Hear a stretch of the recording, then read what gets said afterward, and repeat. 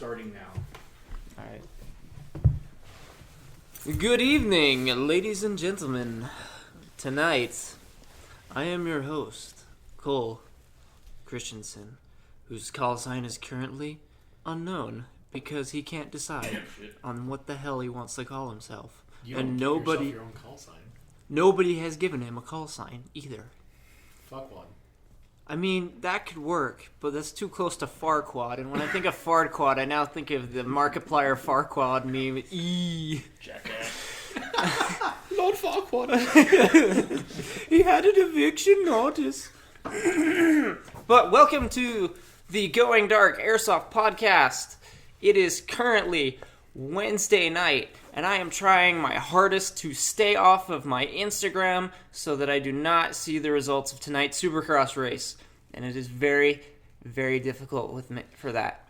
With me tonight, on my left side, is the leader of the Ukaipa hate crew, Lucas Lowe.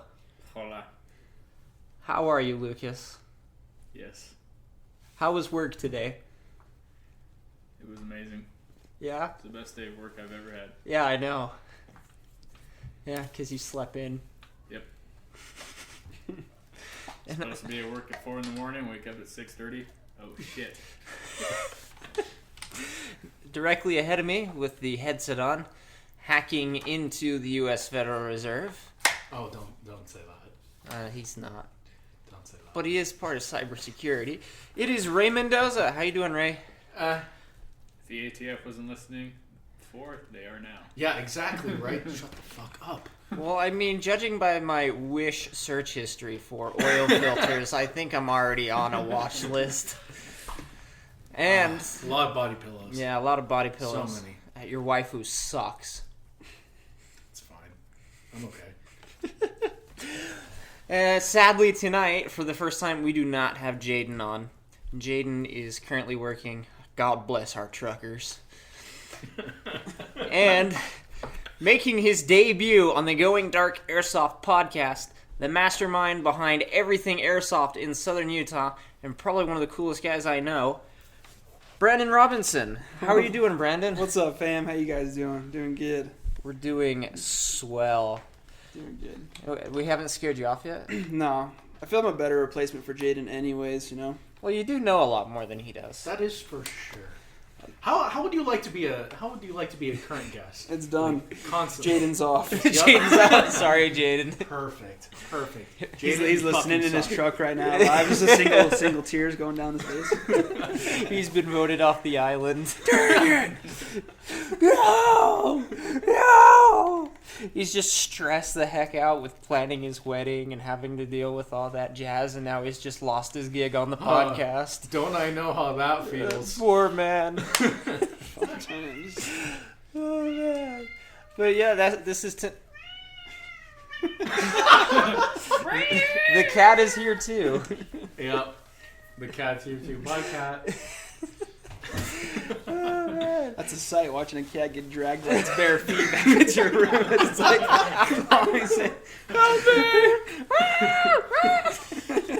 So, Oh, man. how's life? How is it, Brandon? oh, my life? Yeah. No, it's great. It's tiring right now. We have a 6-month-old, our first baby, and just living life, cranking away, working a lot. Congratulations. Thank you. Dad life. Dad life. Dad life. Exactly. When I want to grow up, I want to be Brandon. No, you don't. No, you don't. So we're gonna go ahead and start off tonight's podcast with actually a first look review. Yes, it's a little out of the order today, but we want to get this out of the way really quick. We have a lot of questions to ask. Like a month ago, Lucas got a smashing deal at Sky RC on a Cybergun Featherweight M249 saw. Lucas, can you give us the lowdown on it? So, it's not too much to write home about. It looks really cool because it's my personally favorite gun, the M249. In real life, it's pretty fun to shoot and enjoy it. sadly, this does not have the main characteristics that a actual M249 has. I mean, Oh, it doesn't shoot metal. This is pretty much this is all plastic. Well, it is a featherweight. It weighs like probably 3 pounds. The reason it's rear heavy is because the ACOG on top. Yeah. The ACOG honestly weighs more than the gun itself. The ACOG did not come with But it. without the ACOG, the orange chip like really balances things out. You know what I mean? Wait, what? It keeps the muzzle climb down. Really controls that recoil. Yeah, now the bipod wants to commit suicide whenever it's on it because of the sight. So that's fantastic. You might say it's on its last legs. Yeah, this Paris. It's really just a sad day in featherweight nation. You know? 249. Yeah. There, I said So, all I wanted to say about Tell us about it. Tell us about some of its quirks. What is it shooting? Blah, blah, blah, blah, blah. You know. I don't think It he's has a range of pretty much potato.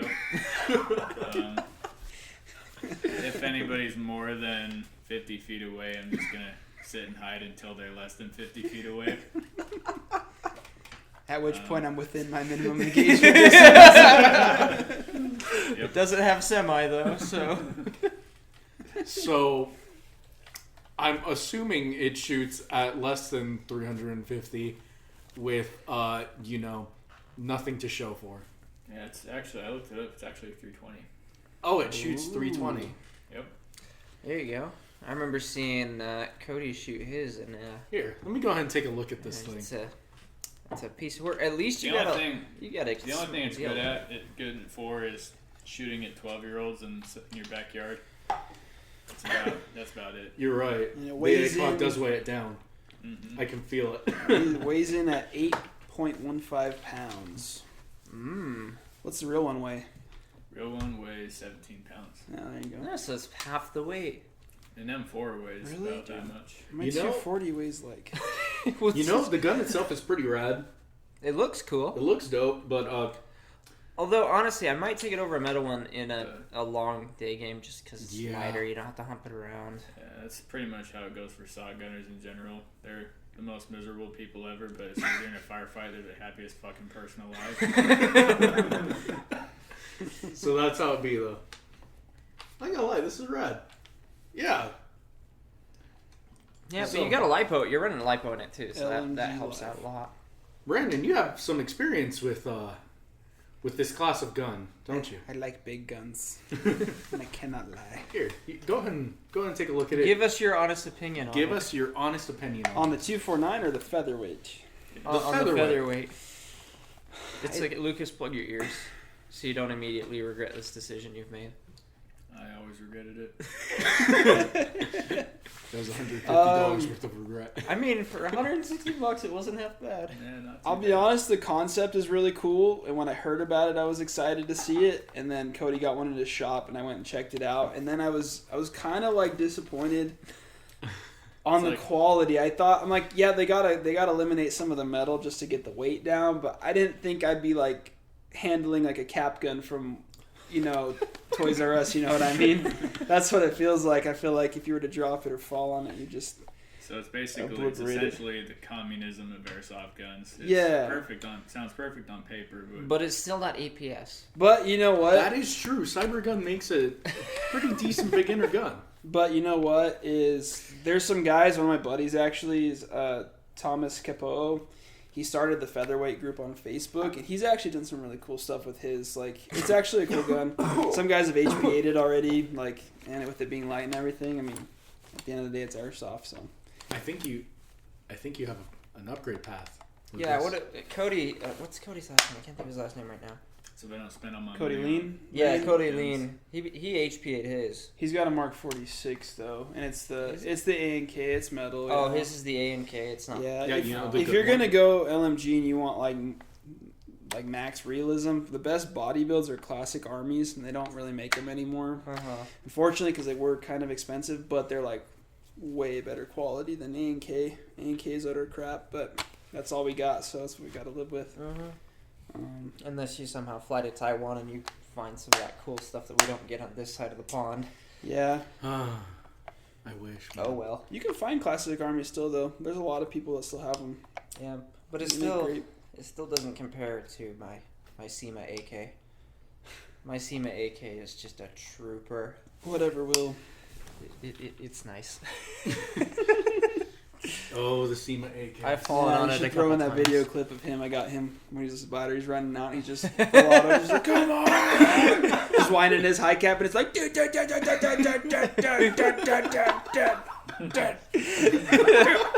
That was so much fun. Wait, there's a video of you like that? oh yeah. Oh my bad. Oh shit. He had his camera Negligent on. discharge. Negligent. Yeah, for real, dude. That is I'm not used to keeping batteries in my guns. When Yeah, I'm not what using the them, hell? But I'm just pointing it at Ray like, safety off. Pull the trigger. Ah, fuck. Ray just starts yelling. It's just, Oh, your screen. oh no, not the computer. I would cry. I would cry at this very moment. Podcast ended. Yeah, might be done. Podcast machine broken. Anyways, yep. It's my thoughts on the featherweight. I won't get too much into it. All right, cool. Yep. What- I go like ahead. it. I personally like it. I like the weight. Although the plastic could be slightly better, but honestly, you can't complain for the deal that you got on it. If you I would mean, have, you can't complain on the I deal mean, because I do have an Echo 1 G36 that I've had since I was 12, but I'd much rather just use this because I'm pretty sure the G36 it's been on its last leg for quite a while now. it's old tech. Yeah, so Back when they used NiCad batteries. yeah. Oh damn, it was a long time ago. Oh yeah. All right. Now time for the news.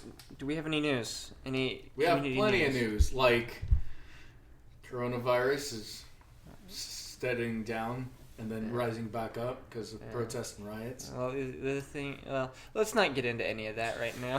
Thinking of fleeing the country and moving to Seattle. Wait, what? Dude, there's a warlord in Seattle. Do you not know this? No.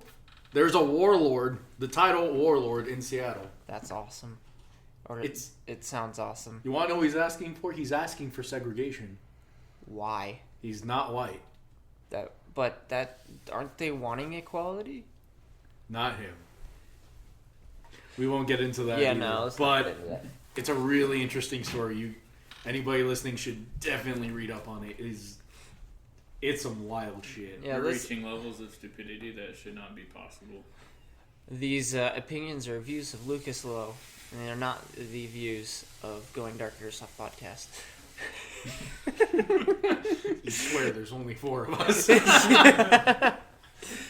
But anyways, I really think that's about it on industry Well, we have news. Copperhead. We do have Copperhead. Copperhead is almost sold out. They just reopened 25 spots. Yup. Or made 25 spots, so you guys want to get on that soon if you plan on going. It is like $200. It should be pretty sick. It's put on by American Milsim, and those games are pretty sick from what I've November 5th through 6th. seen. September. Plias, New Oh, Mexico. September. Yeah, September 5th through 6th. It's going to be hot. We also have some other local news. Yes. Brandon, would you like to take us away on the local news? Oh, I didn't know there was local news. Oh, there's- Is there local news? I don't know. You know, any events coming up. Yes, local Okay. news and Local local- airsoft news. Yes, the Gotcha. Southern Utah and Southern Nevada area. How local? How Or just Brandon's stuff that we all like based within on. the next month or the next? Yeah, within the next month, next couple Okay, weeks. cool. Well, this Saturday, I don't know if this podcast will be up before this Probably is. not. It will. It's going to be up tonight. If it's up by this Saturday, or if you're listening to this later, last Saturday, maybe even 2 Saturdays ago, you know. Wow. Okay. Wow. I see how it is. Anyways, we have our Lone Survivor, our 5th installment of Lone Survivor Forest Battle going on. It's a super, super cool event. It's probably our most physically demanding and like competitive event that we have. Mm-hmm. Like as if you're running on the SEAL side, that's kind of where the what would I say, the hardships are, because it's more physical on that side. If you're on the militia side, it's just kind of fun. But yeah, we got that coming A up. lot of targets over there. Yeah, dude, it's a blast. All right. And then we also have sweet MBO up in Cedar Forest at night. It's a night operation called Hellstar. That's going to be really, really cool, too. When is that? That is July 10th. So not really this month, but beginning of next month. So All right. Yeah, hopefully we can lots of cool events coming, and lots of events that aren't up on the schedule yet will be posted. So Awesome. You don't need to Yeah, talk about I'm those excited. Always stuff coming up. I'm so excited. So, yeah, I heard that we might start doing weekly things. Is that right? I don't know. For me? I guess. I don't remember saying that. But anyway, how I kind of run it is I try to have between 2 to 3 events a month. Mm-hmm. I try to have one big event every few months. Sometimes they're within 2 months of each other. But I try to have about 2 to 3 events a month. And then there's a couple other guys that like to host random pickup games here and there. They like to just post them on there. So we kind of have a pretty steady schedule of games going on, content for people. Yeah, because I've been like literally every week, whether it's a small pickup skirmish or an event ran by you, it's just like there's always something. I'm just like, oh, I guess we're doing it weekly now. Yeah, sometimes, well, like my wife can attest, like it's cool for me, not so cool for her, but yeah, there's been this Saturday will be the 4th airsoft event in a row, weekly. So yeah, because we had that pickup game. No, we had our zombies night game. Then we had pickup game in at Three Peaks, yeah. And then we had Operation Pipeline last weekend. Then we have Lone Survivor this weekend. So yeah, that one's gonna be fun. It's been busy. That's for sure. Yeah, Seems very busy. I guess on the talk of our Facebook group, I guess we should talk about your origin. Yeah, How you started let's give it a Airsoft little bit. and- This is our background for what we know about this guy. So this is Brandon Robinson. He is the president or lead or Founder. Führer of Führer. of the Desert Ghost Airsoft group, right? Yeah. So it's a Facebook group. It's also a real organization, I believe. And you're like the promoter / organizer / guy who runs the show down here. Yeah. Yeah, you want to give us a little lowdown on who you are, what you do? Well, I'm everything you said I was just there. But yeah. Including the fear. Don't. Yeah, that's a new term I take on. Pure Heil. So yeah, just go ahead and tell us about how you started, when you started, how you started, and how you came to where you are now. Wow, I really have to go back to the beginning. We taking it way back. Hop in the DeLorean, everyone. I was born in Newport Beach, July 6, 95. Just kidding. All right, now social security number. Yeah, so originally it started with paintball. I had me, I don't know if you guys have met Jacob, my buddy Jacob and his younger brother Isaac, and then another buddy of ours. We played paintball. It was like the 4 of us, and we'd go out and we'd just shoot each other with paintball guns. We'd play occasionally with like the local group back then. What year was this, do you think? We started before we went on our mission, so that would have been like 2012, 2013-ish we were playing, 2011. So all through high school, and then we came back, played paintball a little bit more. This was like 2016. And then we kind of, we all collectively decided we were going to get into airsoft. I think it's because we were watching Novrich or whatever. Hell yeah. Oh, yeah. And so we're all like, you want to be a sniper, just like everybody else that gets into like. Of course, gets into everybody airsoft, wants to right? be the sniper. Don't. We have already So- mentioned this so Yeah, many we times. talked about it in Don't get a another one. sniper We're as like, your first gun. don't get a sniper. I did, and it sucked. Anyway, just like everybody else's experience. What was the sniper? Do you remember? It was an L96. I had one before my mission too, so I just got like a new one, but same. I don't even know what brand. It was just a piece of crap, but it was fun. I still had fun doing it. Gotta say, mine was a VSR-10, so Do you still have it, or is it long gone? I still have it. No, him. Oh. Yeah, I think there's a box somewhere in my garage. Probably has the parts still in there. Probably. But anyway, so yeah, it was us 4. We played and we found this spot and we built up this whole airsoft field. Actually, we used probably 400 or 500 pallets over the course of like 2-3 months. Oh wow! And just we had like 2 stories, like bridges, like. Where's this at?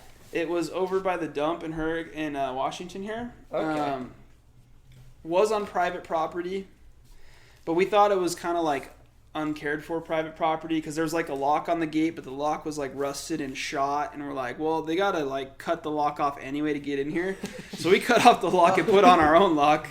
You know what I mean? We built this field. We were just stupid, but we would just go back there and play. We called it the Fort and had a blast. Went through a bunch of guns. But anyway, and then we ended up getting caught by the cops, and they made us tear it all down. And this was like mid-July. It was 120 degrees, and we're out there on tearing it down. But man, good times. Anyway, so fast forward, we kept playing, and we had a few friends. We'd kind of recruit, and we ended up getting bigger and bigger. We started playing at different places. We discovered Rust back then. I think we got up to about 20 different people we were playing with. And we'd go to places like Grapevine and other places and we'd see BBs like on the ground, places we hadn't played before. And so we knew there were other airsofters. And so I don't remember how or when, but I stumbled across a Southern Utah Airsoft Facebook group led by Dane Womack back in the day. I remember seeing him. I never met him, but I remember seeing him always post. Super cool dude.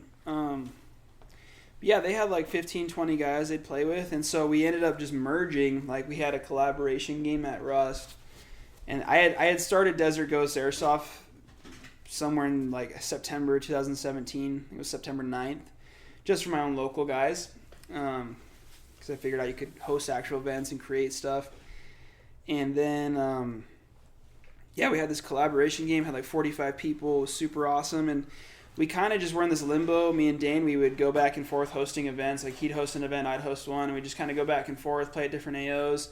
I was doing a lot of like exploring and discovering new AOs for the group and for the community. And both groups were kind of just like steadily growing, had like 60 members or whatever.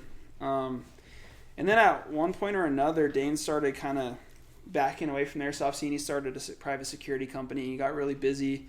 And I kind of just took over everything. He eventually just stepped away altogether.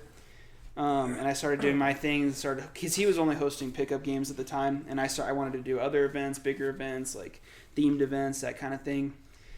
And yeah, eventually he was gone doing his thing. And then I took over those members and I started to grow it. And we started to have players come in from all over. And we just worked really hard to create a community of just really, really cool guys, cool players, and I think that's what a lot of the players up north really liked, because they have a lot of them have drama in their communities and stuff, just unnecessary dumb crap. But within the airsoft community, up north, really? Not all of them, but there's a lot of stuff going on up there, and then in Vegas and whatnot. And so those players would come, and it was kind of like a relief for them to get away from like the politics of airsoft and everything. You wouldn't think there's politics in airsoft, but there really is when you have companies involved in that. All that. But interesting. So then the community just grew and grew and grew, and word spread, and now we're at 600 and something, 60 members today or something like that. That's just wild. 650 members, yeah. I think I found people around the Mojave come to play with us. Yeah, I've had people come out from New York. I've had people come from Florida. Those are the furthest places. Wow. California, Utah, Idaho, Nevada, Arizona, Colorado. I think I found your group through Southern Utah Airsoft. I think you had some sort of link or something in there. Yeah, so on Southern Utah Airsoft, because a lot of people, that's what they'll type in when they come to this area. You're not going to type in Desert Ghost Airsoft. And so I have the announcement thing is like, this group is not, currently hosting events, and then I just tag them. I'll add them to the group, and then I just tag them in that post, and then they jump right over to where we are. So who would you say, besides yourself, is it really just you who puts all these on, or do you have a group that helps you out organizing these events? It's just been me, solely me. Holy cow! Yeah, it's a lot of work. That's kind of the hard thing. Like a committee, you don't have a group to work with. No, it's literally just me. Everything you see, like every event, every detail on the details in the description, all that written stuff, all the messaging back and forth to players when I have an event and people start calling me, blowing up my phone in the morning. Hey, how do I get there? I'm lost in the desert by this tree. Like it's all me, man. Oh, do I feel that, man? Oh, I know how that is. Feel on the way up to, where was it? Nephi. Yeah, to Nephi. I was like, it was 1 a.m. I'm just in the middle of the desert. I'm like, there's some guys. They're Russian. they're already cosplaying. They're doing the voices. I'm like, fuck it. I think I'm just gonna live right here for a second. We'll get into that in a minute when we get to our review of Border Wars 2.0. Oh, yeah. But what exactly goes into planning one of your events? Like, how do you plan it? How does it come about? Yeah. Usually I'll just be doing whatever and I'll have an idea, if it's not like a pickup games are easy. Yeah. That's just filler content. We want to go shoot each other, right? But for actual events that have storylines or have missions, like or let's just say in general, like you've organized Border Wars 1 and Border Wars 2. Like what went into planning those? Border Wars 1, I didn't organize all of Border Wars 2. All I did for Border Wars 2 was kind of talk Jonathan through a lot of stuff. We talked about ideas, and then I wrote the storyline for that myself. But he did most of the work on it. He did a freaking awesome job. Border Wars 1, so it always starts with an idea. Always starts with like either like some cool scenario or some cool theme, and then based on that, you just kind of brainstorm what would be fun. And the real challenge is, especially with bigger games, one, you have to take in consideration where you're playing the AO and how you're going to run a game with 100 plus people on that AO and what people like to do. So like over hosting over the years, I've kind of learned what people like in Airsoft and what people don't like in Airsoft. What are some of those? Can you give us a little sure. some keys? I found the majority of people don't love things like go and capture this intel that's floating around. Go, I don't know, put words into it. There's a lot of things. What's like the number one thing that people hate besides running around? Depends who you ask. I mean, a lot of people, the main thing is a lot of airsofters local anyway don't like the hiking, like the massive amounts of hiking. But with those style of games, that's what comes along with the territory, and that's what they're supposed to be. Mm-hmm. And a lot of people would love that. So that's really kind of just depending on the player. What have you had the most positive responses to? Our biggest hit series was Ivory Wars, and Ivory Wars is a game where it's an open, I call it an open world style event, where there's basically the objectives to the event. Once it starts, it doesn't stop until it stops. You have your objective, you have your fuel rules, and then you just go, and then the players kind of decide the pace of the game, like what happens, the storyline, that kind of thing. And we have something like that in October coming up, right? Yeah, we do. We have a really, really big event. It's Ivory Wars 3.0, but it's a different edition this year. It's be really cool. I'll need some time to talk about that if you guys want to get into that a little later or something. But I'm super curious about it. Definitely. But yeah, I mean, when it comes to getting into events, I mean, I found out people really like to have like a cool storyline. The storyline is what gets everybody pumped up. The factions, the unit cohesion, that kind of thing. And then I found like people really like stuff that you don't see too often. Like with Border Wars, what was really unique was like all the fake cocaine that we made that was so for much everything. fun. Like where to really get the feel. That's what I try to do with a themed event is I really try to get the props in there to really give the feel of what we're doing. Like we did a bank robbery scenario event. We literally created a vault. I made a ton of gold bars. They're all like beveled and everything, painted gold. And we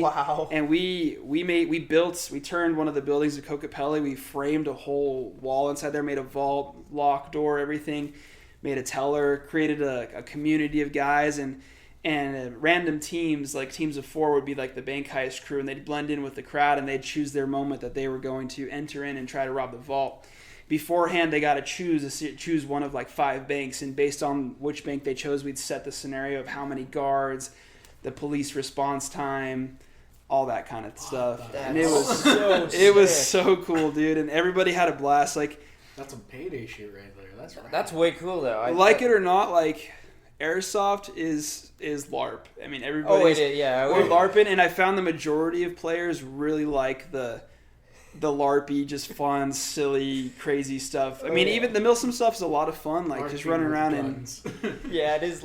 It's super fun, dude. Just the fun aspect is what people love the most. I feel like playing in character is very important. And we were joking about this on the last episode. Or like, what's harder, telling your parents, like explaining the concept of Airsoft and like the games and events, or just telling them you play D&D?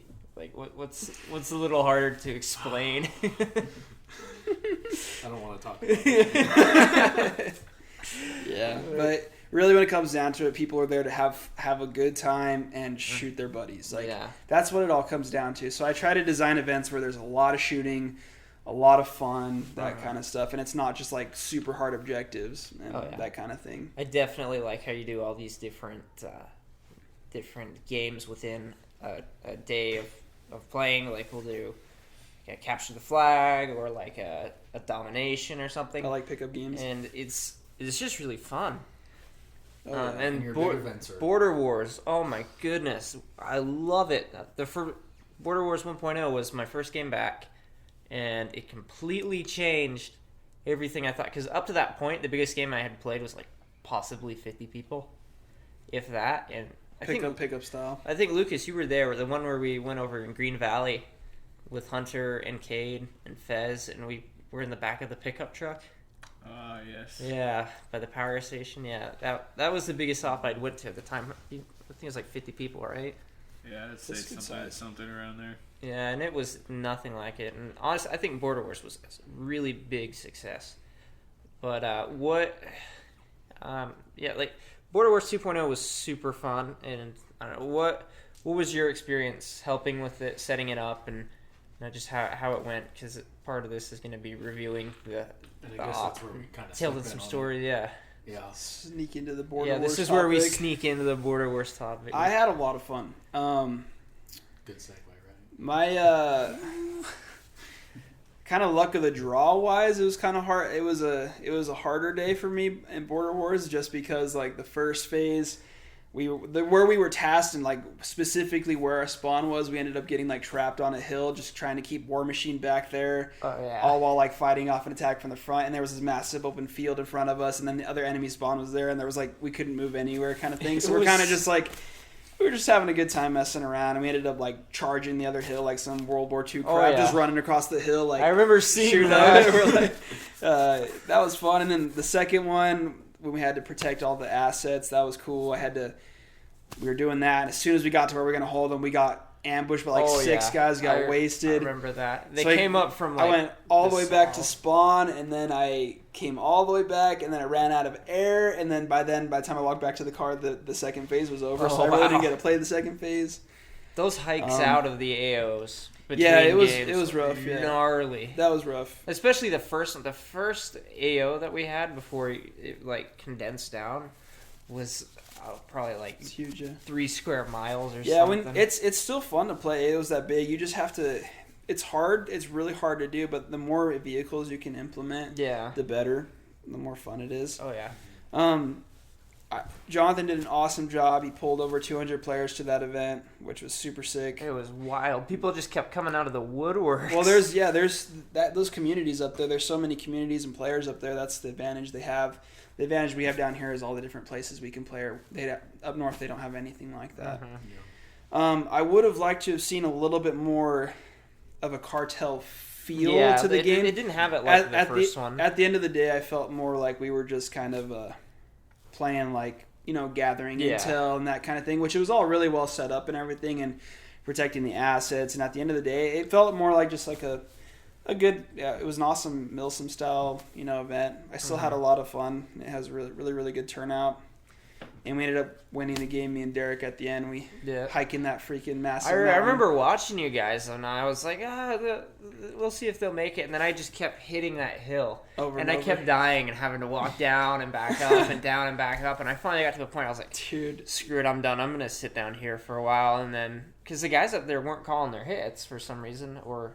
Well, they had a spawn right up there, too. So they just, 5 feet away. And it's like, flag under fire, bro. Flag under fire. Do you not know what that means? And then it just kept coming back. What I've learned is the big firefights, we always, as game creators, we always want to have the big finale of the day be the big firefight. And the mistake I've made over and over again that I finally realized at this time is that I need to not put it at the end of the day, because at a game like that, when you're hiking and trudging around, at the end of the day, you're so flipping tired. And, you're like, you got to charge this point, and like for those attackers, they get it for the first 10 minutes, and then they're beat, and they're just like, you know what, screw it. Like I'm tired. I had my fill for the day, so yeah, Border Wars 3 is going to be a little different, but I'm excited. It was really cool. I'd like to see, as these events unfold, I'd like to see more and more like cartel themed immersion into it all, and try to keep it as. What are you saying? Our Hawaiian shirts weren't cartel enough? They're pretty cartel. Well, I had my Colombian pink. Yes, you did. That pink, was awesome. Polo. That was cool. They're good events. They have a lot of big potential. That You need to event, get one of those Cuban shirts. You know? Yeah. Yeah. just grow out all the hair on your chest Oh, and just yeah. unbutton Ooh. 7 buttons. Mm. Rip it open. Gold chain. Oh yeah, you have to have the gold chain. You can't do Yeah, you without it. have to. You also have to have like the Strafadora. Perfect. Slick back yes. black hair and Oh, yeah. glasses. Maybe a cigar. It's Yeah. all fantastic until you get lit up and You have mosquito bites all over your chest. Yeah. Oh no, all that chest hair, it's just carpet. That event was really important up there, and it was really successful in the way that it spread what Border Wars is. So many people from most of the players were from up there. Like Yeah, they were. when Jonathan came down, he brought like 30 or 40 with him or something crazy like that. Yeah. But up there, that event really worked to spread the word on what Border Wars is, and people were able to look into the first one. A lot of players had played both. Yeah, I had people asking me about it. And- Like, did you go to Border Wars 1? I was like, yeah, it was sick. Yeah, it was so fun. And I was like, I swear I had coronavirus during that game, dude. I was dying. Yeah, the work that you and Jonathan are doing to grow the airsoft community in Utah is honestly really helping. We don't have a lot out here. Like there's hardly any stores that really sell Besides Sky. besides Sky, but that was very recently. Yeah. That was very recently that Sky RC was doing that. I remember going in there and seeing just RC cars, obviously it's Sky RC, and paintball. A little bit of paintball stuff there too. Yeah, I'm the reason that he carries airsoft stuff. I imagine. went in there. I told him, I was like, dude, you gotta start carrying airsoft stuff. It'll outsell your paintball. And he's actually had days where it's outsold RC. Really? Yeah. Yeah. Wow. Especially Fridays. I mean, egg seals aren't cheap, so that makes sense. Yeah. But But like I go in every other Friday, right? Usually before ops. I'm going to And it's Sky. just Y'all need anything? yeah. And it's just like it's true. He does get a lot more business now because it's a bigger community. Yep. I've been working with Cody for a long time now. I'm just working on getting people in there, and we have some stuff in the works. Really? Sweet. Can't say anything official yet, but That's Ooh, stay tuned. yeah. You'll hear it first here. Sponsorship? Well, there's a couple things floating around. He's probably not even going to hear this podcast, but he You don't need to talk about it if you can. no, it's not like a super official thing yet, but there might be new ownership of Sky RC in the distant future. Oh, So yeah, okay. big news. He's wanting to get into some other stuff. He wants to go back into fabrication of side by side and stuff like that. So he's looking to sell the business to the right person. So Can't imagine who that right person might be. yeah, so And maybe this person has heard the podcast before and is willing to come on the show. come and on the talk show, or maybe even host us in their facility. I don't know. Exactly. Yeah. We also, me and Cody talked before that. We talked about doing a big event hosted by me, but sponsored by him, like a big like gun competition, a whole day of just really cool stuff, with like really cool prizes and like Sky RC like discount coupons, all sorts of cool stuff. That'd like be sick. just to kind of help. You know, the community out here is not that big. It's getting bigger, and it's getting really It's big. the biggest I've ever seen it. Yeah, this is the biggest we've ever seen, and it's only going to get bigger. And I'll add one thing: is you guys just started coming in, and it's like summer. This is technically our off season. There's actually a ton of local players out here, and every game that you guys have been to, or like 15, 20 guys, Yeah. right? There's like 10 sets of 15 or different 20 guys. Like there's a ton of different people, and it's always a different crowd. Like Huh. every game with some overlapping players. We probably have 50 or 60 or 70 local players out here that just within St. George, Hurricane, Oh, Washington wow. area or more. This community is going to grow really big. I hope so. Yeah. That's been my Me hopes and too. dreams. Oh no, you don't need to hope. It's going to grow. Alright. I What- can almost guarantee it. The only thing that's stopping us is that we don't have A like reach an platform. actual field or something like that. Yeah, we don't have an actual field. But Like honestly, we don't need it because we have really good AOs out here anyway. We have the best AOs out here in all of the state. Yeah. That's yeah, what's they're, cool. they're pretty Like sick. you're never gonna find these kind of AOs. Like sure, they're all over the Mojave, at least similar things. But the fact that we have so many people just centralized right here and that actually want to come play with us Within like a it 45-minute radius, yeah, we've got a it's- ton. it really does help because we could just play anywhere in southern Utah, southern Vegas, even going into northern Utah, a little bit into upper Arizona. We can go anywhere. Yeah, and I'm currently working on my own AO up in Bryan Head, so That is true. hopefully we can host some events up there Yeah, sometime. one of these days we want to... Yeah, we need to get everybody up there so we can start building stuff. Outside of the artillery armory down here in St. George, they have a little place where they do like the paintball stuff for like the RSP unit. Uh-huh. It's got like 4 to 5 positions, foxholes, like bunker you can assault, things like that, like where you can practice like tactical situations.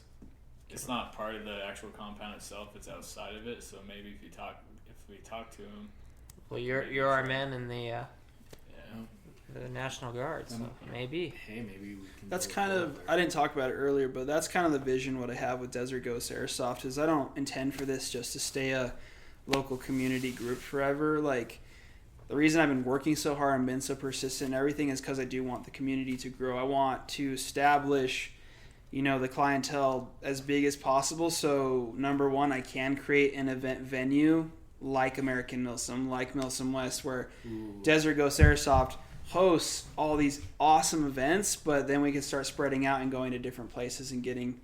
And so I want Desert Ghost Airsoft to be almost kind of like an umbrella corporation in the sense that we have a store, we have a local like speedball field, there's really cool little epic small field. You know what I mean? We have our whole venue. We have large scale even events. even to the point where we have airsoft inventions, like have all these companies that are doing stuff like XFOG or Like 3D printed stuff. it's really cool. I have some airsoft ideas in my mind, stuff that doesn't exist that I'd like to make a reality. And maybe I will. Well, we can. That's honestly kind of been our hope as well with the podcast. Yeah, we want to grow it. We want to get people into it. We want to see our local area become an airsoft hub. Yeah, exactly. That's all we want. Yeah. I don't want it just to be a community. I want it to be the community. Yeah. Of the all the local area. Yeah. That's what I want. Like when people pass by St. George, it's not just because it's St. George and it's Zion. Like it could be because we're here for the next Desert. This Desert place Ghost, has like the event. dopest AOs this side of the Rockies. And community, like really, like we're good guys. It's just like I've never had an issue with any people down here that we play with. While somebody doesn't call their hits, you tell them, "Hey, That's dude, you didn't call your hit." That's not. Sorry, a huge dude. issue. I'll call myself out. Yeah, that's not, literally the biggest issue. Yeah, there's no like toxic players down here to my knowledge. it's like an everywhere issue. I feel like not that Playboy does, but that's that's true. They're not allowed to. that's the thing. That's what I want it to.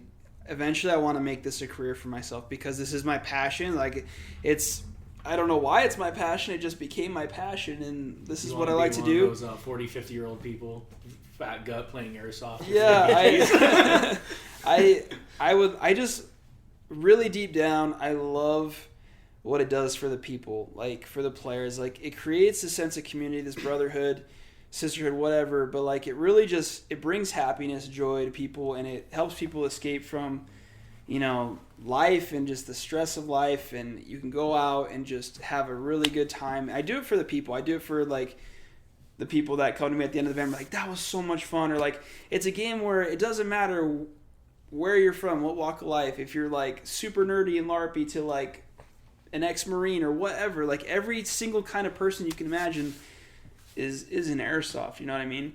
And it's a sport where everyone can get together and we're all equal and everybody has a good time with everybody. And the other thing I really like is those people that aren't super social, don't have a lot of friends, that it is hard for them to talk to other people. Those people can come out and play airsoft too, and they're automatically accepted into the community. And bam, they got 50 friends that they're playing with, and it's changed people's lives, dude. Like I've had people come up to me one kid comes up to me and he tells me how it's going to be his last game with us. He started bawling, dude. And he's like, I just want you to know that you guys have changed my life. Because he was like a less social kid, and he could tell he had, issues making friends, and he's more socially awkward. But because of like the sense of community he had, it was everything to him, and he was bawling because he had to leave.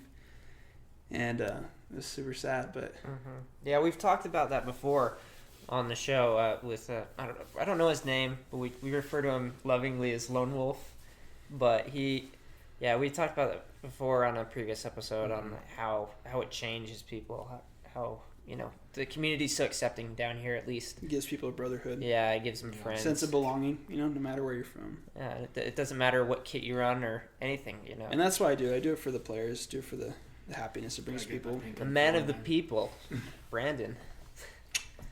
Yes. Oh, it's been a pleasure. Oh, yeah. So is there, are there any future plans that you have for growing the sport down here and getting more involvement? Do you have any long-term goals or short-term goals you're trying to achieve to grow it down here? Yeah, both. Short-term goals. One of the most important things if you want to grow a community is consistency. Consistency in events. You always have to be putting out content. Regardless if 8 people show up to your game or not, you have to be consistently having events. And especially in this off-season where we lose 75% of the airsofters that only want to play when it's cool outside or perfect weather or that kind of thing, versus the rest of us who play rain, shine, snow, doesn't matter. It's really nice when it's really hot and it's a little bit of rain. Yeah, well, we've played games in freaking 3 feet of snow and just trudging around, and it's it's wild. It's just the love for the sport. But yeah, so I'm gonna keep hosting all these events. I found myself getting kind of bored with pickup games lately, and I'm trying to snap out of that because I know a lot of people enjoy them. But I'm trying to figure out a way I can put a spin on it or do different stuff for pickup games. So it's still like local easy games you can just show up to, but have it be a little bit more intriguing, a little more fun. I'm still working on that. I have an idea though that you can try. Yeah. So have you played the new Modern Warfare yet? Yeah, I've watched it. Okay. Have you seen? You've seen Warzone with the Gulag matches. Mm-hmm. What if we were to organize a Wednesday night bracket Gulag? So we have, or not just any a pickup night. A competitive 1v1. A competitive 1v1. We have people come up, sign your name on the bracket, and then don't bring your guns. We'll have guns here, and you use them, and it's 1v1 in a. That may be cool. We could probably do that we could either build a CQB course, or we could do it on the Cocopelli Villa, or we could do it at the CQB course at Rust. We just have to get that trespassing pass. Yeah. Or it's start teaching infantry assault tactics and things like that. We've had guys do that before. We have a lot of we do have military in our ex-military community. Yeah, we have a lot of guys that have done. I feel like that'd be super. Here's my big issue about doing anything that's either competitive or military. Not that it's bad; it's incredibly good because airsoft is a competitive sport, and we're using fake guns that are usually the real, or so close to the real thing. Yeah, replicas. It's just. I feel like that might lead to a toxic community at some point along the line. Mm-hmm. Yeah, maybe if that was all you did, was competitive stuff like that, or if you put prizes, it kind of tends to make people want to try to slip shots, that kind of thing, a little bit more. Yeah. But it all depends on the community you have, and with the community we do have, a lot of people just have a lot of fun with that because people have realized that it's more fun when you're honest. It's more fun when you do call your hits. It's more fun when you play the game, not just try to win. There's no point in cheating to win. You know what I mean? Exactly. But yeah, so as far as short-term goals, I'm gonna keep hosting. I'm trying to figure out a way to spice some of the pickup games up. Hey, Wednesday night Gulag. Sounds like a good idea. Yeah, I like that. I don't know about Wednesday night. I don't know how many people would be able to make that. Friday night Gulag. But a Friday night, maybe, yeah. Yeah. That'd be a really fun skirmish. Try to get an area under the lights or something. That'd be recently, you guys have seen on the events, right before every event name, you'll see there's either an F for free or there's a dollar sign next to the event that indicates that the event costs money. So, I've waited a long time to charge for events. Mm-hmm. And people have to understand, and I don't know if everybody does understand, but up till now, events like Ivory Wars, Border Wars, I spent probably $400 of my own money on Border Wars. Each Ivory Wars has costed me several $100s of my own money that I was never recuperated in any way, and I was okay with that because it's all been in building a community. And like I said a little earlier, I want to move this in a direction where it can be my career and where I can support a family on this one day. You know what I mean? Yeah. But I've always said to myself, I'm not going to do it by, do it off of all my buddies' bank accounts and their wallets, by Yeah. emptying their wallets. So that's why you'll never see a pickup game that's paid for. That's cost money, and most other events don't cost money. But these bigger events. So what I'm starting to do is I am starting to charge for these bigger events coming up. One, Which I it's think is only fair. Yeah, yeah. that makes sense. You can't even imagine the amount of work that actually goes into one of these events. Like, I'm prepping for this event in October, and literally before I came here, I was spray painting rocks in my front yard. Like, literally hand washing and collecting gravel rocks from my front yard, like, for an hour. Jeez. That I'm going to have to do for a while. Like, I'm starting now because there's no way if I wait that I will have enough time to get everything ready for that event in October. Wow. So, the main reason I'm charging is to recuperate, obviously, the cost that's spent on the event. Like I told you earlier, I don't know if we were on the show when I told you, but Jonathan spent probably $1,000, $2,000 on Border Wars 2.0 of his own money with all those cannons, the patches, all the food and drinks, all the... Was the War everything. Machine part of this? No, War Machine's owned by Utah, so by TAS, by all those guys. They've Okay. had that for years, for 10 plus years or more. Oh, okay. That thing's rad. It's cool. It's really cool. I'm glad they came out. Me too. It really did change kind of the dynamic. Oh, yeah. Just like walking around and, oh shit. Yeah. Just that monster. And then on the other hand, it is to start making a little bit of money. Like, I know there's some players like, oh well, the host shouldn't be making money off of the games. But I completely disagree. at the same time, though, like, there has to be some compensation for the amount of time and work that actually goes into an event. Yeah. And, it's nice to pay off because you're putting all this work in, you're putting your money in, and then you can see that grow. And what I do with the money that I make is I have a separate account, and it actually goes into my account that's specifically for future games. Yeah. And that money is taken and then redistributed, in a sense, into the community. It's redistributed into more props. It's redistributed into whatever we need, That's a very... Well, it's supposed to be a business, but I don't want to take it the route of where it turns so business that it's not fun anymore, that it's not airsoft anymore. Kind of like, in my opinion, like how Novrich is taking kind of his stuff. Yeah, I think Like, Novrich is doing a really good job. I can't watch a Novrich. You said good job. I don't disagree. No, He's yeah. he's super successful, and I'm super happy for him. But I can't watch a Novrich video without hearing about some product or some thing. It's all about his brand anymore. I kind of miss the old Novrich that it was all about fun and airsoft. You know what I mean? But yeah, no, you're super right. I think when he first made the first SSG, I think it was good, and I think where he was going with that, like, yeah, you should play with your own product. It's really cool that you made your own product. yeah, It was pretty sick. And he is hiring now. Yeah, he is hiring, which is funny. But yeah. but I don't disagree with you when you say all of his thing is kind of just business now. It's true. It really is. His whole career is airsoft. Yep. That being said, his whole career And is airsoft. I don't know how I'm gonna do it yet, because that's my goal too, is to have my whole career be airsoft. But how are you going to do it in a way that feels natural and feels good to you? I'm gonna find a way to do it where my players don't feel like all I'm about is money, because that is not what I want. Because you're gonna still find, even if I become super successful in it and I have a huge event venue like American Milsim or Milsim West or whatever, Yeah. you are still gonna find me those random Saturdays hosting a pickup game of 8 people, just having a blast and messing around. You know what I mean? That's... And honestly, what your goals are and what your focus is right now, from what you've been telling us, reminds me a lot of motocross promoter by the name of Eric Pernard, who brought a lot of big and popular disciplines of motocross to the United States that were very successful up until like 2008, but that's a different story. It was not due to him. But his focus, he still does lots of big supercross races that are global, like Montreal and Paris and stuff like that.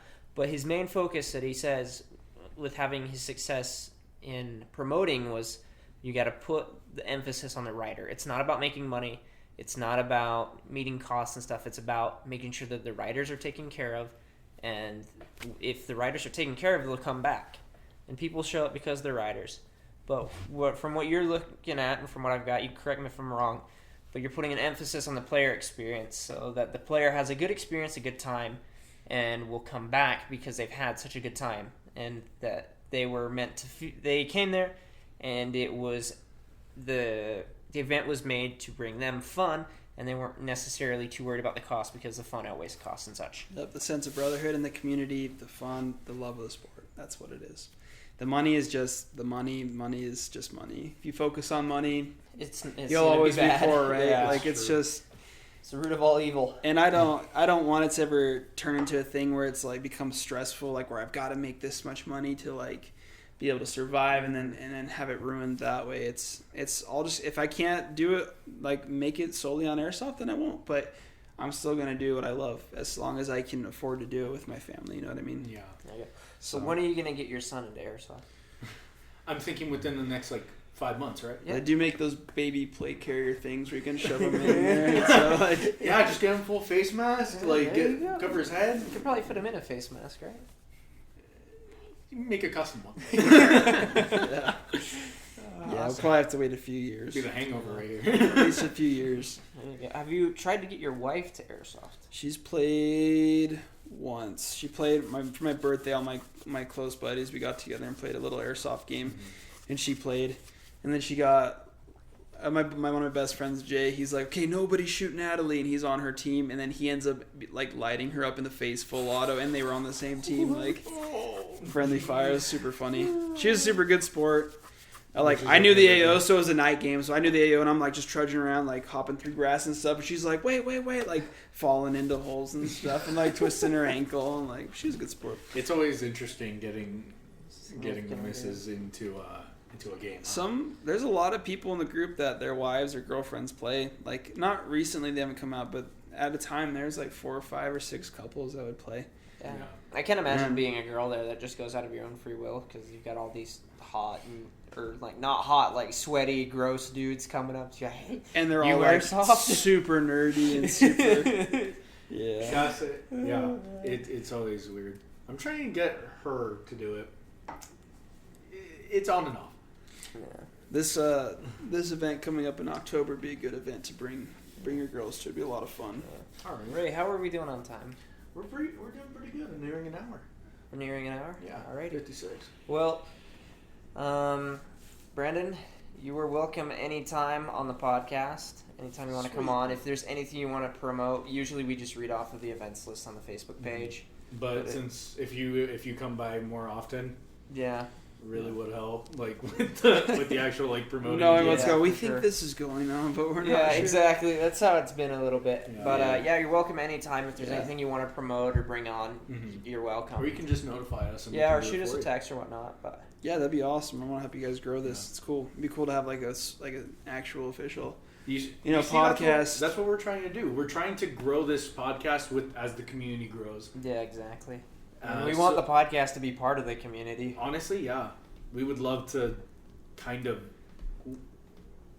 I'll talk about it later, but I want to talk. Well, yeah, we'll about discuss business details later and how much you need to pay us. But like I said, I already have 2 questions for you. One, what is coming up for this event in October? Okay, so how much time do I have to elaborate? You go for. You go, girl. well, You go, we're girl. kind of limited. You do on, your but- thing. Yeah, just keep it short. Okay, yeah, I'll try to keep it short Yeah. as possible. So coming up October, I got Copperhead dates confused in my head. Coming up October 23rd through 24th is our first 24-hour event. It's an open world event. It's Ivory Wars 3.0. This year we're doing it totally different. If you guys don't know what Ivory Wars is, I mean, that's a whole nother topic. It's a super cool open world event that we do. We got to collect the most ivory, which is, it's like basically the war on ivory, essentially. Every stick of ivory had a cash value on it. The objective is to become the richest, and there's like, everybody forms militias. There's a big police faction that goes through, and it's just like an epic time. It's super cool. Right. It's a lot of fun. Everybody loves that event. So this is the 3rd installment of that. This year we're doing a Western theme to it, and so instead of ivory, it's actually going to be gold. Oh, So it's Lever called action. it's called Gold Rush is what it's called. That's So it's awesome. technically Ivory Wars 3.0, but it's Gold Rush. It's going to start Friday night. I'm asking everybody to get there around 6 o'clock. Times may change, but they probably won't. Registration will probably be for 2 hours. Then it's going to go from like 8 to midnight. because that's one thing with the last Ivory Wars I was missing is that it didn't go into the night like the first one did, and that was so much fun that the first one did go into the night, so I wanted to incorporate that in. And then from midnight to 6 a.m. there's like a mandatory ceasefire. Everybody's gonna camp and roast their dinners, just have a good time. It's just gonna be really fun 24 hours, just chilling with your friends, airsoft. But basically, the event itself is there's gonna be gold scattered everywhere through the AO, right? Yeah. And you're gonna register as one of 3 factions. You're gonna register either as a nomad, which is just a law-abiding citizen, your everyday cowboy Joe, right? Or you can register and start off the game as a bandit, which during registration you're gonna actually spin a spinner, and it has a list of different crimes on it. And whatever crime it lands on is the crime that you're wanted for. It's gonna come with a bounty on you. It's gonna come with and then based on every crime, there's gonna be your debt to society that has to be paid before you can change back into a nomad. So there's going to be like a jail, there's going to be a sheriff, there's going to be lawmen, there's going to be a whole town. In that town, we are going to have a... Can loitering be one of the crimes? If you want... I think arson was like the lowest crime. Here's what we need for 2 crimes. Loitering and Pirating prostitution. Involuntary prostitution. Involuntary prostitution. Okay. There you go. So in the town, we're going to have a saloon.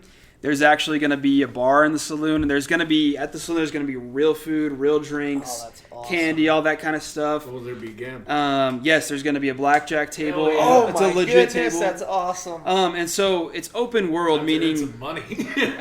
yeah. So there actually is a whole in-game currency system. If you guys have watched Swamp Snipers Rev, how they use bottle caps like from Fallout. Yeah. There's going to be a bottle cap monetary system in it, so you're going to use that to...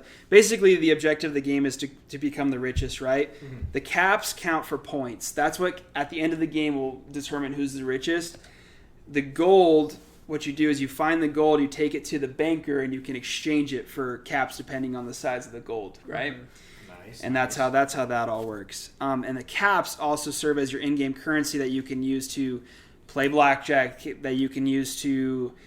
buy stuff at the saloon, buy stuff at the bar, or whatever. Caps will be used to pay for jobs, pay for ops, pay for if you decide to work as like a lawman for the sheriff or whatever for a few hours or whatever. They'll pay you all that kind of stuff. There's going to be NPCs playing. There's going to be a banker. There's going to be a saloon keeper. There's going to be a sheriff. There's going to be a gunsmith. That's the other cool thing is nobody's bringing their own BBs to this event. I'm going to provide every single BB for this event. Wow. And so... Everybody's been asking for a long time. They're like, what about magazine restrictions? What about let's have limited ammo? Let's make it actually like cool like that. Oh. And so we're incorporating that into this event. So upon registration, every player will be given probably 20 BBs, and that's it to start What? the Oh event. my goodness. 20 BBs. You're gonna start. sick. You're gonna Less than start. a BTS mag. And that's what's gonna make it cool because like I'm not requiring anybody to come in like Western garb. You're not required to have a Western style, airsoft gun. Oh, you I'm gonna best do it believe anyway. I'll wear a poncho. There you go. I'm gonna get one But- too. Hell yeah! So in other words, with that gun, I have about 3 seconds of fuel. Yeah, Less than that. You got 3 about- seconds at 50 feet or less, buddy. Exactly. So that's what's going to be cool with the limited ammo. You're going to really have to. You can't just I can't just lay down with my 240. I have to really take my shots. It's going to feel more like lever actions and bolt actions and pistols, that kind of thing. All right. Will there be ammo caches scattered around the So no, that what happened is that the gunsmith in the town, you go in and using caps, you can buy 3 different sizes of ammo, like quantities of ammo.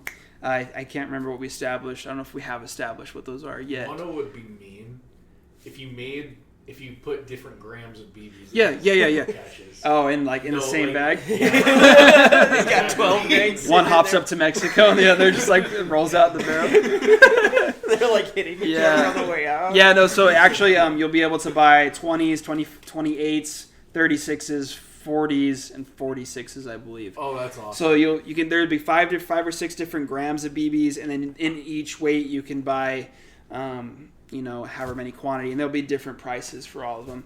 So there's only 2 types of caps. There's gold, which are worth 10, and then there's silver that are worth 1. Okay. But also pre-event, just like a video game, you can use real money to purchase more caps for your in-game experience, and those are green. So do you have any ties to EA or Activision with this? No. Anyway, pay to win strategy. No, but this is the part I realized that people, if that was the case, people could just buy their way to victory. But green caps work for in-game currency, but they do not count as points at the end of the game. Oh. So if you want to start off the game and have more money for BBs, food. For BBs, for food, for whatever, for gambling, it all that might it be all actually works. super worth it. So, awesome. Right? But if it doesn't count towards the end game, that's really good. I like it. Yeah, and It's a so little unfortunate, but not bad. I didn't name the third faction. There's going to be an Indian faction. So Bo Sanderson's actually helping me create this event. He's going to be the Indian chief. Yeah. So along with all this going on, everybody's we got bandits out and they're robbing people and looking for gold, and nomads looking for gold, and all these NPCs are doing their thing. It's all open world. The exchanges, everything that happens is up to the players. There's also going to be preset missions established by us in game that are at certain times that people can just get in on, and there's going to be like a big word escapes me, like a gold convoy shipment. Bandits are going to try to rob it, nomads are trying to defend it, and based on who wins over that fight, they'll get a payout of caps at the end, that kind of thing. Right. So it's just going to be a really, really good time. It's going to go 24 hours. It's going to end at 8 p.m. We'll probably have tracer BBs too sold at the gunsmith. Okay. I'm definitely. What's super cool also with the sheriff, there's going to be a bounty board. We're buying one of those cameras that prints out the picture, and we're going to build a PVC frame and put a black cloth over, so it's like one of those old style cameras. That's cool. And so either if you get caught for breaking one of the in-game laws, or you get captured by a nomad that's like a bounty hunter that actually captures you in-game and brings you to the sheriff. You're going to have your picture up on the wall on the bounty board. Players will be able to go do bounties for a payout, that kind of thing. Don't mind being a bounty hunter. And what else? The only way for you to switch back from a bandit to a nomad is to serve your time. Or to pay off. There's gonna be probably bail. There's gonna be a fine. It just depends on the crime. There's either gonna be a fine, and there's always gonna be jail time, I think, except for maybe like the lowest crimes, it'll be just a fine. And then some even like require public execution, that kind of thing, to be able to turn your. Requires public execution, right? Yes. Yeah, exactly. So it's cool. You can start off as a bandit. You can form your posses. Oh, another cool thing. There's gonna be a lot of in-game things you can purchase. One is called your land stake.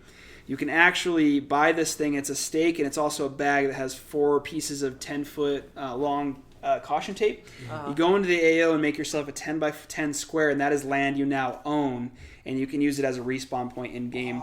And you can also buy multiple and add them onto each other and create like communities out in the wastelands and that kind of thing. That's right. To use for different that's to help with like respawning and that kind of thing. You can buy bandages to help as lives, all that stuff can be bought in the saloon, that kind of stuff. That's awesome. You can rob other players. There's going to be a limit of how many caps you can rob or how many gold you can rob off of a person. Perfect. Looting and shooting. Cool thing about being a bandit is you have like more opportunity to get rich, but your problem you find yourself having is you can't just walk into the town and into the bank and exchange it, because you're wanted and people will recognize you. Hey, buddy. So that's where the Indians come in. You might have to work a deal out with the Indians who are kind of just in it for themselves and doing their own thing, and it's just going to be so fun. I'm super excited for that. And that seems awesome.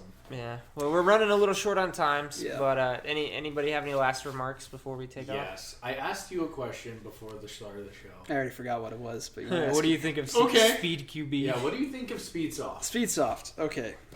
There's a lot of hate on Speedsoft and on Milsim and everything else in this world. But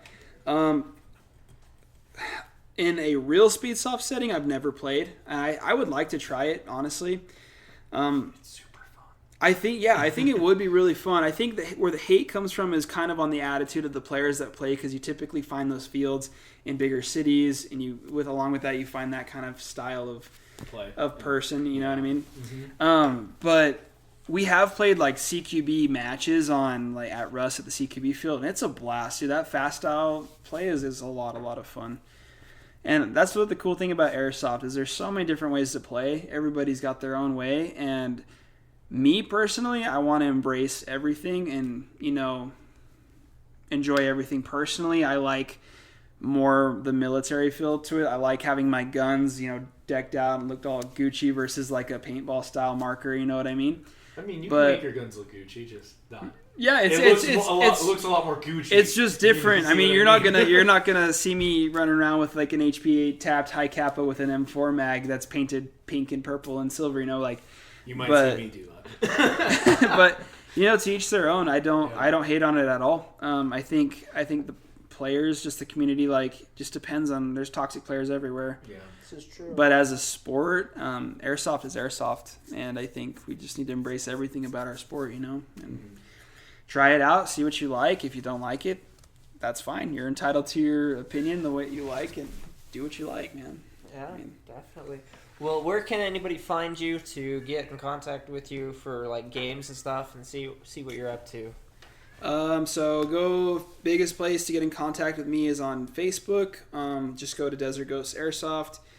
Under the events tab, you can see everything that's going on. I'm always posting all around that. If you need to message me directly, just click on my name and shoot me a text through Messenger. I always reply to those pretty quickly after I receive them. Or come to the games, talk to me directly or anything like that. Yeah. All right, awesome. Well, thank you for coming on the show. Dude, thanks for having me. Yeah. It was fun. If you guys want to contact us or interact with us, check out the Instagram at Going Dark Airsoft. Or you can email us Or at goingdarkairsoft@gmail.com. Mm-hmm. You can then send us questions. Send us your kit. We'll rate your kit. We'll rate your gun. Oh yeah. Also, if you send us like death threats and stuff, please do. Like, I know. Apparently, we're not doing any. We're not doing any good because we haven't got any hate yet. So Yeah, we must so be that sucking means- pretty bad. Yeah. Obviously, come on. Yeah. The But internet yeah, hates everything. We have Yeah. to. We have to get some hate. come on. But yeah, contact us. Interact with us. We love interacting with everybody. To wrap things up, wash your hands. Don't cough on your homies. Call your fucking hits. Call your hits and don't be a racist.